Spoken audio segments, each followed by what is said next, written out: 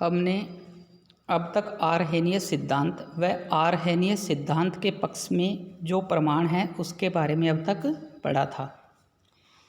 आज हम पढ़ेंगे आरहेनियस सिद्धांत की सीमाएं क्या है। आरहेनियस सिद्धांत है, इसकी सीमाएं क्या है।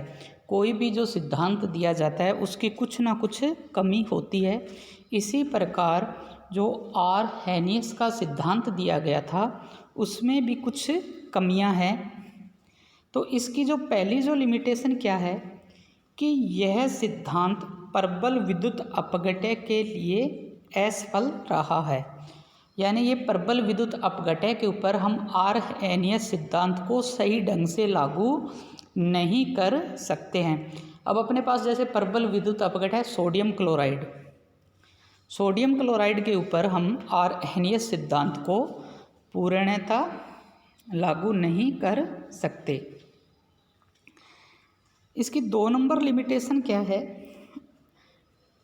आयनिक यौगिक जैसे सोडियम क्लोराइड, पोटेशियम क्लोराइड आदि के एक्सरे अध्ययन से यह पता चला कि ठोस अवस्था में इनमें आयन्स मौजूद हैं। अतः आरहेनियस का यह अभिग्रहित कि विलियंस में आयन्स पुण्य से युक्त होकर अणु बनाते हैं दोषयुक्त प्रतीत होता है। देखो, कुछ आयनिक यौगिक जैसे कि सोडियम क्लोराइड, पोटेशियम क्लोराइड आदि का जब एक्सरे स्टडी की गई तो यह पाया गया कि ठोस अवस्था में भी इनमें आयन्स मौजूद होते हैं। जबकि आरहेनियस ने ये बताया था कि जब आप विद्युत अपघटय को किसी ध्रुवीय विलायक में घोलोगे जब ही आयन्स मौजूद होंगे।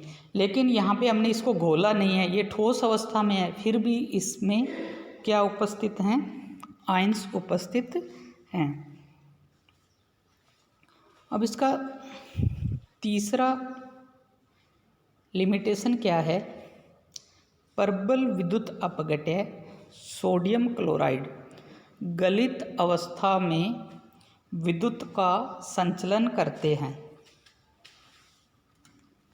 कि प्रबल विद्युत अपघटय जैसे सोडियम क्लोराइड मोल्टन फेज में या गलित अवस्था में विद्युत का संचलन करते हैं।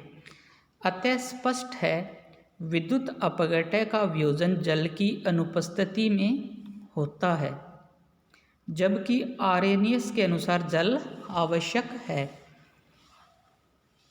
देखो, जब सोडियम क्लोराइड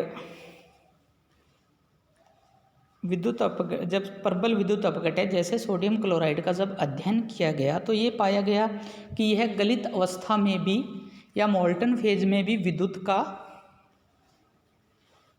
संचलन करता है। अतः स्पष्ट होता है कि विद्युत अपघटय का वियोजन जल की अनुपस्थिति में हो रहा है, जबकि आरहेनियस के अनुसार जल आवश्यक है। 4th वन है कि आरहेनियस सिद्धांत विद्युत अपघटय के वियोजन के कारणों को समझा नहीं पाया है। आरहेनियस सिद्धांत विद्युत अपघटय के वियोजन के कारणों को समझा नहीं पाया है कि वियोजन क्यों हो रहा है, इसका क्या कारण है, इसको भी आरहेनियस सिद्धांत सही ढंग से समझा नहीं पाया है। इसकी 5th लिमिटेशन ये है कि आरहेनियस ने 2 विद्युत अपघटय के वियोजन की मात्रा निम्न समीकरण द्वारा दी। आरहेनियस ने विद्युत अपघटय के वियोजन की मात्रा निम्न समीकरण के द्वारा दी। Alpha equal lambda V divided by lambda 0। इसको मैंने क्वेश्चन नंबर 1 लिखा है। यहाँ लैम्डा वी दी गई तनुता पर तुल्यांकी चालकता। यहाँ पे लैम्डा वी क्या है, दी गई तनुता पर तुल्यांकी चालकता। और लैम्डा 0 क्या है, अनंत तनुता पर तुल्यांकी चालकता। और अल्फा यहाँ पे किसको बता रहा है, वियोजन की मात्रा को बता रहा है या डिग्री ऑफ डिसोसिएशन को बता रहा है। अब ये जो वियोजन की मात्रा है, जो अल्फा की जो वैल्यू हम किसके द्वारा निकाल सकते हैं, आरहेनियस सिद्धांत के अनुसार। और यदि वियोजन की मात्रा इस समीकरण द्वारा ज्ञात की जाए, अल्फा बराबर I-1 डिवाइडेड बाई V+1, इसको मैंने इक्वेशन नंबर 2 कहा। प्रबल विद्युत अपघट्य के लिए समीकरण 1 व 2 से जो अल्फा की वैल्यू निकाली जाती है वो क्या आती है, अलग अलग आती है।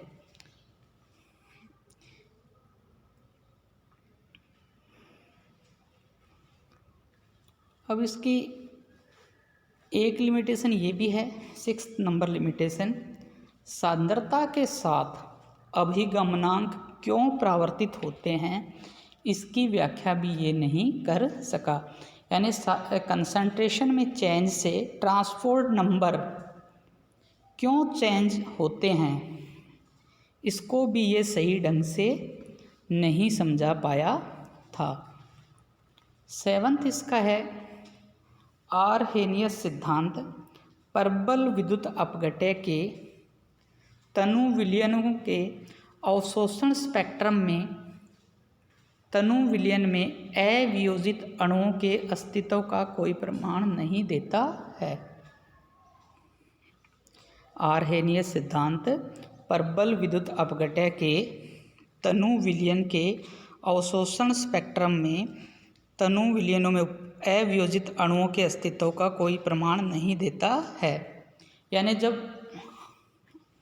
अवशोषण स्पेक्ट्रम देखा जाता है तो अवियोजित अणु के अस्तित्व का भी यह कोई परिणाम नहीं देता है, कोई अस्तित्व नहीं देता है।